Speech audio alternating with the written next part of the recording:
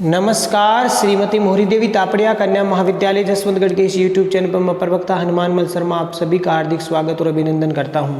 प्यारे विद्यार्थियों, बीए प्रथम वर्ष की कक्षा के अंतर्गत हिंदी साहित्य विषय में प्राचीन काव्य जो आपका प्रथम प्रश्न पत्र है प्यारे विद्यार्थियों, उसमें हम अलंकार विवेचन है वो कर रहे हैं। अलंकारों का विवेचन में आज हम प्यारे विद्यार्थियों जो लेकर के आए हैं प्रमुख अलंकारों के लक्षण व उदाहरण में अतिशयोक्ति अलंकार को। प्यारे विद्यार्थियों, पहला जो अलंकार मैं ले रहा हूँ आज, अतिशयोक्ति अलंकार। अतिशयोक्ति अलंकार प्यारे विद्यार्थियों नाम से ही पता चलता है, अतिशयोक्ति शब्द अतिशय और उक्ति के योग से बनता है। यह अर्थालंकार है प्यारे विद्यार्थियों, और ये अतिशय और उक्ति के योग से बनता है, यानी अतिशय और उक्ति को दोनों को जोड़ने से अतिशयोक्ति अलंकार बनता है। अतिशय माने अत्यधिक, उक्ति माने बात। उक्ति का मतलब क्या होता है? बात या कथन, यानी बढ़ा चढ़ा करके कोई बात अत्यधिक रूप से कही जाती है तो वो होता है अतिशयोक्ति अलंकार। नाम से ही पता चल जाता है।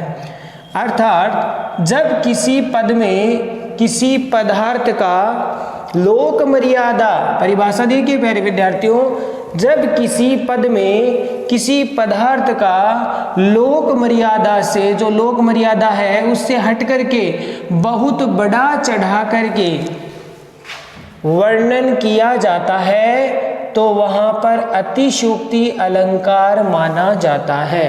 प्यारे विद्यार्थियों, परिभाषा ध्यान में आई?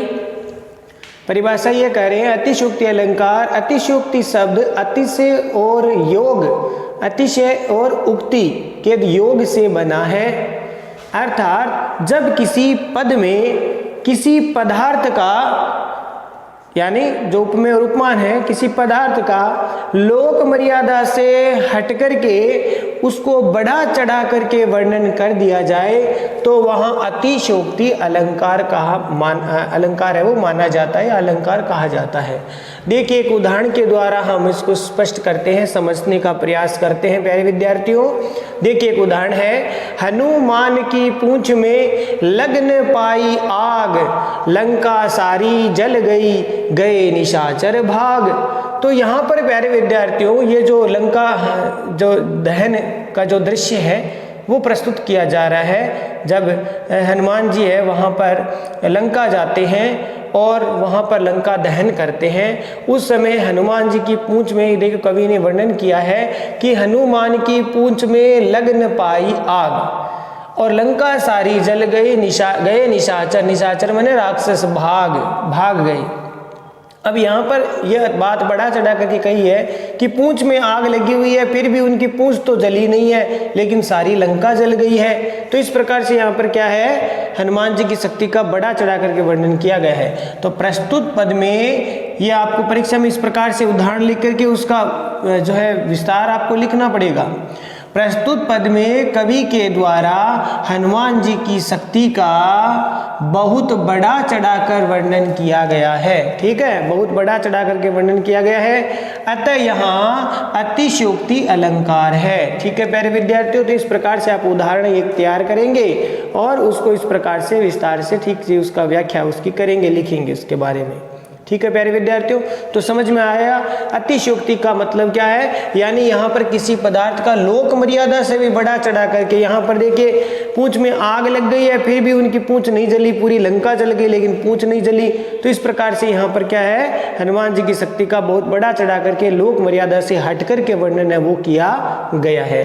तो प्यारे विद्यार्थियों, आशा करता हूँ ये इतनी दूर तक ये जो भाव आपको समझ में आ गए होंगे, ये क्या कहना चाहते हैं। मुख्य बात, अतिशयोक्ति अलंकार के भेद कितने होते हैं? अतिशयोक्ति अलंकार के भेद, अतिशयोक्ति अलंकार के 7 भेद माने जाते हैं। कितने भेद है प्यारे विद्यार्थियों? 7 भेद माने जाते हैं। पहला भेद देखिए, रूप कातिशयोक्ति अलंकार। रूप कातिशयोक्ति अलंकार, रूप और अतिशय और उक्ति, इन तीनों के जोड़ से ये बना है रूप प्लस यानी योग, अतिशय और रूपक और अतिशय और उक्ति। इस प्रकार से ये 3 शब्द से मिलकर के रूप का अतिशयोक्ति अलंकार नाम पड़ा। तो पहला भेद है रूप का अतिशयोक्ति अलंकार। दूसरा भेद प्यारे विद्यार्थियों भेद का अतिशयोक्ति अलंकार। तीसरा भेद इसका है संबंधातिशयोक्ति अलंकार, संबंधाति अतिशयोक्ति अलंकार। चौथा असंबंधाति अतिशयोक्ति अलंकार, असंबंधातिशयोक्ति अलंकार।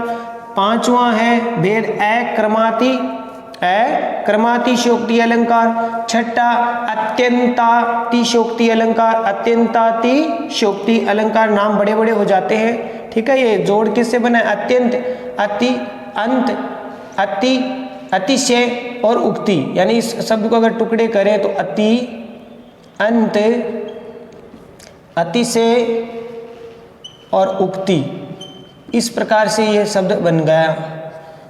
अति, अंत, अतिशय, उक्ति, अत्यंतातिशयोक्ति अलंकार। सातवां प्यारे विद्यार्थियों चपलातिशयोक्ति अलंकार। चप्पल प्लस अतिशय प्लस उक्ति के योग से चपला अतिशयोक्ति अलंकार। तो इस प्रकार से प्यारे विद्यार्थियों ये 7 भेद होते हैं। अतिशयोक्ति अलंकार के 7 भेद होते हैं। रूप का अतिशयोक्ति, भेद का अतिशयोक्ति, संबंधातिशयोक्ति, असंबंधातिशयोक्ति, अक्रमातिशयोक्ति, अत्यंतातिशयोक्ति और चपलातिशयोक्ति अलंकार। प्यारे विद्यार्थियों भेद भी आपको लिखना है परीक्षा में। अब देखिए रूप का अतिशयोक्ति अलंकार के बारे में पढ़ते हैं, ठीक है प्यारे विद्यार्थियों। आज हम पढ़ते हैं अतिशयोक्ति अलंकार का पहला भेद रूप का अतिशयोक्ति अलंकार। इसकी परिभाषा देखिए, जब किसी पद में, लक्षण देखिए, परिभाषा देखिए इसके, कि जब किसी पद में केवल अप्रस्तुत पदार्थ, देखिए आप अलंकार पढ़े हुए हो 12वीं कक्षा में, ठीक है, विगत कक्षा में पढ़ के आए हो, तो उसमें एक अप्रस्तुत होता है, एक प्रस्तुत होता है, एक अप्रस्तुत, एक प्रस्तुत, एक विशेष, एक साधारण, ठीक है। इसी को ही क्या कहते हैं? अप्रस्तुत। अप्रस्तुत कहते हैं उपमान को और प्रस्तुत कहते हैं उपमेय को। उपमेय क्या होता है? साधारण होता है। उपमान क्या होता है? विशेष होता है। उसी को ही अप्रस्तुत कहते हैं। साधारण, उपमेय साधारण होता है, उसी को क्या कहते हैं? प्रस्तुत कहते हैं। प्रस्तुत कह दो या उपमेय कह दो, साधारण है, ठीक है। और अप्रस्तुत, उपमान क्या है? अप्रस्तुत, वो क्या है? विशेष। तो इस प्रकार से ये दो इसके भेद एक तरह से है, या इसके जो भाग होते हैं, अप्रस्तुत, प्रस्तुत, विशेष, साधारण, उपमान, उपमेय, ठीक है। उपमान क्या होता है प्यारे विद्यार्थियों, आप पढ़ के आए हो, जैसे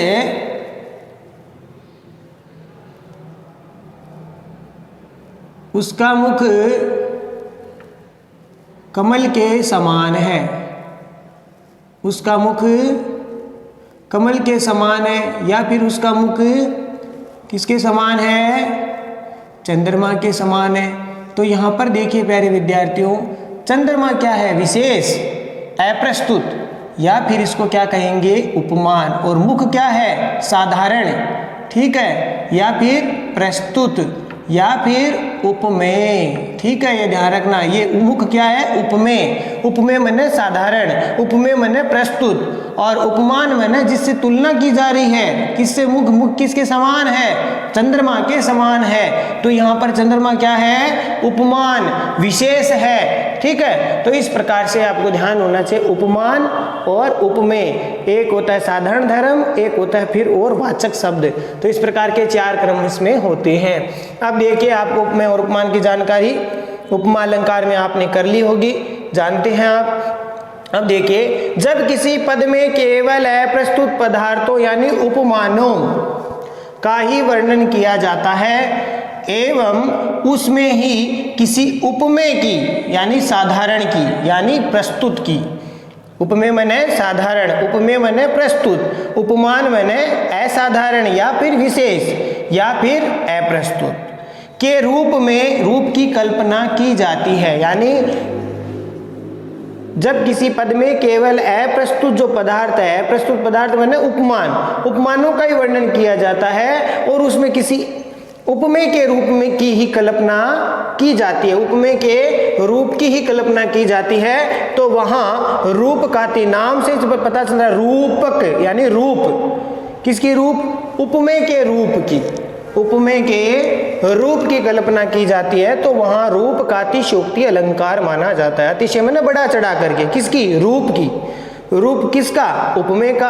अर्थात उपमेय का लोप करके उपमान के कथन के द्वारा ही, यानी उपमेय का दूसरी परिभाषा यह भी है कि उपमेय का लोप करके उपमान के कथन के द्वारा ही, उपमान के द्वारा बात कह करके उपमेय का बोध कराने, यानी उपमेय का बोध किस प्रकार से करवाएंगे? उपमान की बातों से, उपमान के कथन से। उपमान माने विशेष, उपमान माने अप्रस्तुत के द्वारा उपमेय यानी साधारण या असाधारण, ठीक है, या फिर इसमें प्यारे विद्यार्थियों प्रस्तुत या उपमेय का बोध कराने पर रूप का अतिशयोक्ति होता है। देखिए एक उदाहरण देखिए। कनक लता पर चंद्रमा धरे धनुष द्वे बाण। कनक लता पर चंद्रमा धरे धनुष द्वे बाण। तो इस पद में प्यारे विद्यार्थियों कनक का अर्थ होता है सोना, सोने की क्या है? लता। लता माने बेल, सोने की लता बेल पर चंद्रमा है, धरे मन धारण करती है, धनुष द्वे मन दो, बाण मन बाण। अब देखिए यहां पर प्यारे विद्यार्थियों कोई नायिका है, उस नायिका के रूप सौंदर्य का वर्णन किया जा रहा है और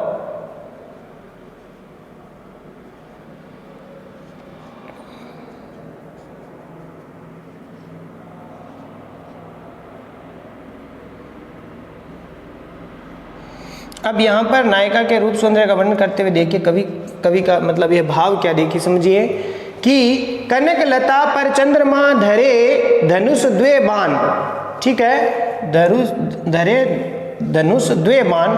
इस पद में शरीर, मुख और भ्रुकुटी, नायिका का शरीर, उसका मुख, उसकी भ्रुकुटी यानी भौहें, कटाक्ष करना यानी आंखों से जो है चंचलता से देखना, कटाक्ष आदि उपमेयों का लोप कर दिया गया है, यानी वो नहीं दिखाया गया है। उपमेय ये नहीं है, शरीर, मुख, भ्रुकुटी या कटाक्ष है, वो इन उपमेयों का लोप करके उसकी जगह क्या दिखा दिया? लता के रूप में। लता, चंद्र माने चंद्रमा, धनुष और दो बाण, इस रूप में इन उपमानों के द्वारा कथन से नायिका के अंगों का बोध करवा दिया। यानी यहाँ पर सीधे सीधे शरीर, मुख, भ्रुकुटी नहीं कहा गया है, यानी ये उपमेय का यहाँ पर लोप कर दिया गया है। उसकी जगह केवल उपमानों के द्वारा ही नायिका के अंगों का जो है बोध कराने की बात कही गई है। कैसे? वह नायिका के बोध किस प्रकार से? उपमानों के द्वारा। उपमान क्या क्या दिए? लता, चंद्रमा, धनुष, दो बाण, इस प्रकार से इन उपमानों के द्वारा नायिका के अंगों का बोध कराने पर यहाँ पर रूप का अतिशयोक्ति अलंकार है। प्यारे विद्यार्थियों समझ में आया? सीधा सीधा शरीर, मुख, भ्रुकुटी ये उपमेय नहीं बताए गए हैं, उसको उपमान के द्वारा प्रदर्शित किया गया। उपमान माने यहाँ पर देखिए विशेष, विशेष कौन कौन है? लता, चंद्रमा, धनुष, दो बाण।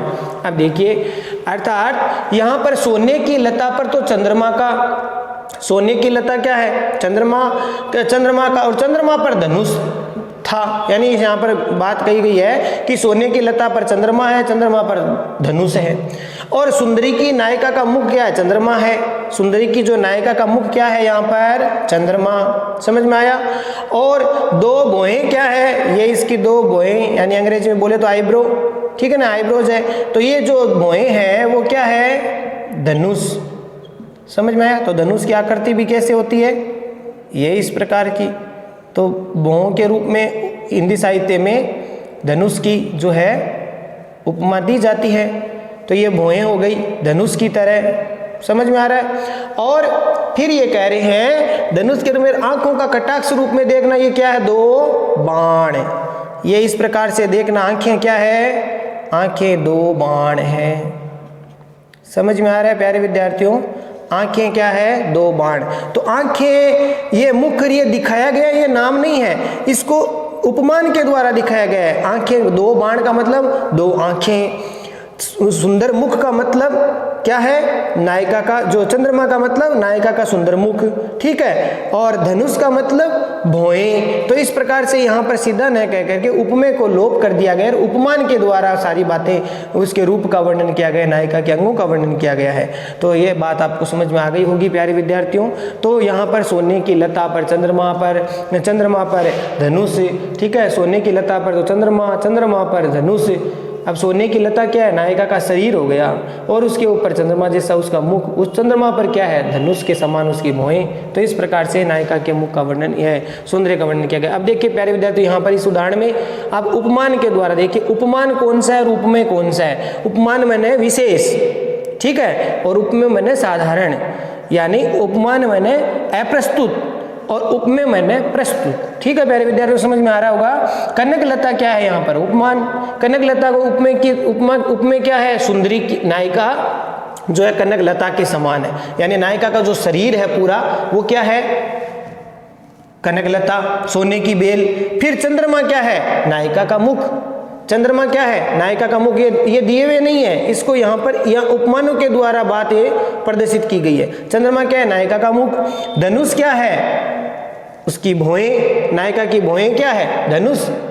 और दो बाण क्या है? उसकी दोनों आंखें, ठीक है प्यारे विद्यार्थियों। ये हो गया उपमेय और इधर हो गए उपमान। केवल उपमानों के द्वारा ही उपमेय को तो लोप कर दिया। यहाँ पर ये नायिका, ये नहीं लिखा कि सुंदरी नायिका के मुख को या उसकी भौहें और दोनों आंखें इस प्रकार से हैं। यहाँ सीधे सीधे उपमेय का पूरा लोप करके केवल उपमानों के द्वारा बात है वो कही गई है उपमेय की। उपमानों के द्वारा उपमेय की बात कह दी है, उसके रूप का वर्णन वो किया जा रहा है। तो कनक लता माने नायिका का शरीर, शारीरिक अंग, और चंद्रमा क्या है? नायिका का मुख। धनुष क्या है? उसकी भौहें, और द्वे बाण मतलब दो आंखें। तो प्यारे विद्यार्थियों, इस प्रकार से ये उदाहरण हुआ रूप का अतिशयोक्ति अलंकार का। आशा करता हूँ ये रूप का अतिशयोक्ति अलंकार आपको समझ में आ गया होगा। चलिए प्यारे विद्यार्थियों, अगला जो अलंकार है अतिशयोक्ति अलंकार का दूसरा भेद हम देखते हैं। भेद का अतिशयोक्ति अलंकार। भेद का अतिशयोक्ति का मतलब कैसे, ये शब्दों का टुकड़ा कैसे हो गया? भेद, अतिशय और उक्ति। इस प्रकार से ये हो गया भेद का अतिशयोक्ति, ठीक है। जब किसी, लक्षण देखिए, परिभाषा देखिए, जब किसी पद में उपमान मैंने विशेष, उपमान मैंने अप्रस्तुत, ठीक है, ध्यान रखना, ये शब्द बार बार आ रहे हैं, ध्यान करना आपको। उपमान मैंने अप्रस्तुत, उपमान मैंने विशेष, में किसी उपमेय मैंने प्रस्तुत, उपमेय मैंने साधारण के रूप में, साधारण पदार्थ के रूप में। तो यहाँ पर जब किसी पद में उपमान में किसी उपमेय के अन्य रूप की कल्पना की जाती है, उपमान में उपमेय के अन्य रूप की कल्पना की जाती है, तो वहाँ भेद का अतिशयोक्ति अलंकार यानी भेद इसमें दिखाया जाता है। देखिए कैसे, या दूसरी परिभाषा और देखिए, अर्थात जहाँ उपमेय में उपमान से कोई भेद यानी अनोखापन न हो, यानी उपमेय में उपमान से कोई भेद ना हो, ठीक है, अनोखापन न हो, लेकिन किन्हीं अन्य शब्दों के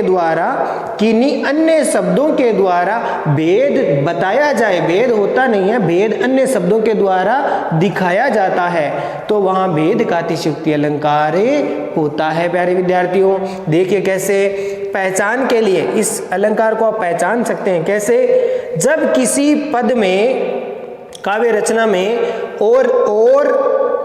ओरे, बहुत सुंदर, ये पक्की आप ध्यान कर लेना, इसको सरलता रहेगी आपको पहचानने में, याद करने में।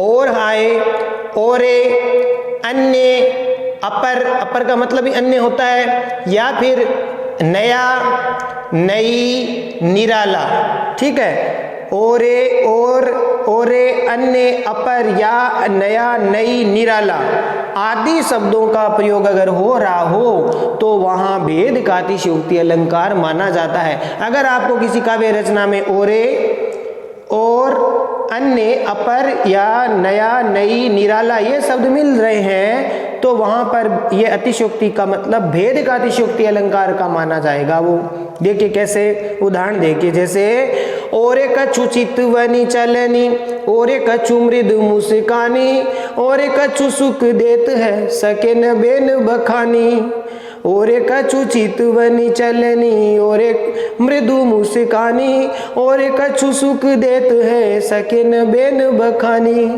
प्यारे विद्यार्थी इस पद में देखिए ओरे मैंने देखो ओरे शब्द आ गया ना, ये पहचान हो गई, ये किसका है, भेद का अतिशयोक्ति का उदाहरण है।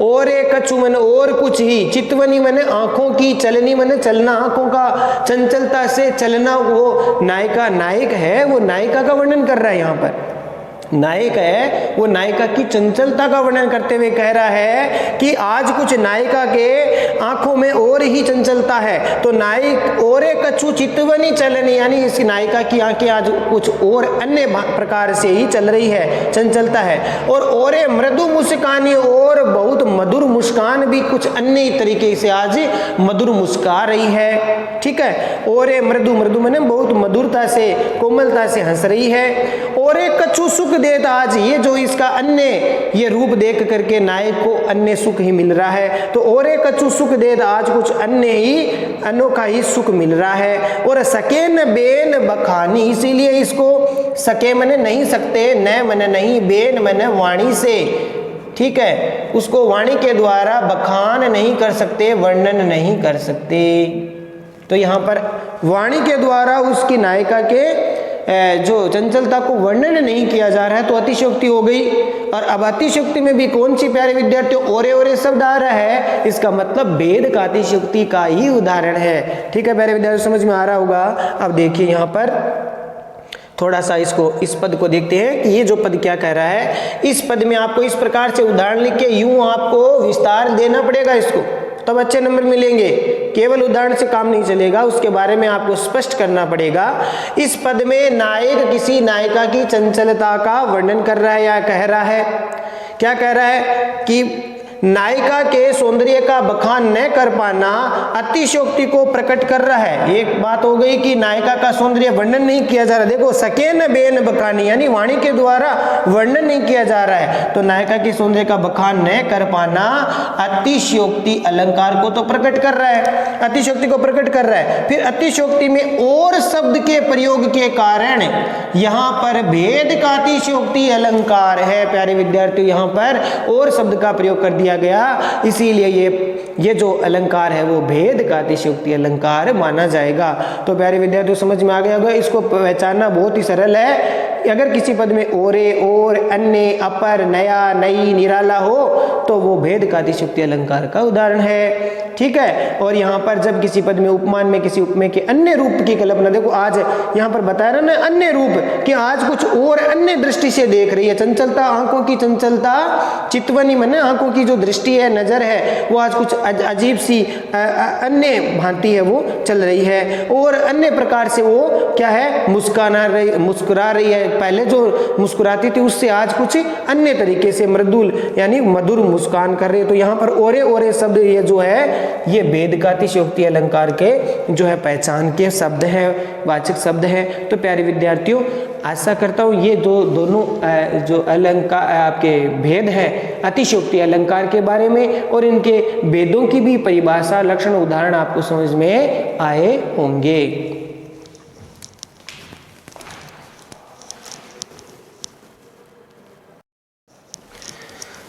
तो प्यारे विद्यार्थियों आज के लिए बस इतना ही। अगर इसके सारे भेद आज ही बता दिए जाएंगे तो वीडियो काफ़ी लंबा हो जाएगा प्यारे विद्यार्थियों। तो अगले जो भेद है वो अगले वीडियो में लेकर के फिर हाजिर रहूँगा। तब तक के लिए आप आज जो है अतिशयोक्ति अलंकार की परिभाषा, इसके उदाहरण, इसके स्पष्टीकरण, उसका जो विस्तार है वो और इसके भेदों के बारे में जो है आत्मसात करेंगे, नोट्स बनाएंगे, इनको याद करेंगे और इनके भेदों की भी परिभाषा, उनके उदाहरण और उनका विस्तार को ठीक प्रकार से आप पढ़ेंगे, इनको याद करेंगे, नोट्स बनाएंगे। चैनल को लाइक और शेयर और सब्सक्राइब करना ना भूलें। जय भारत, जय हिंदी। धन्यवाद विद्यार्थियों।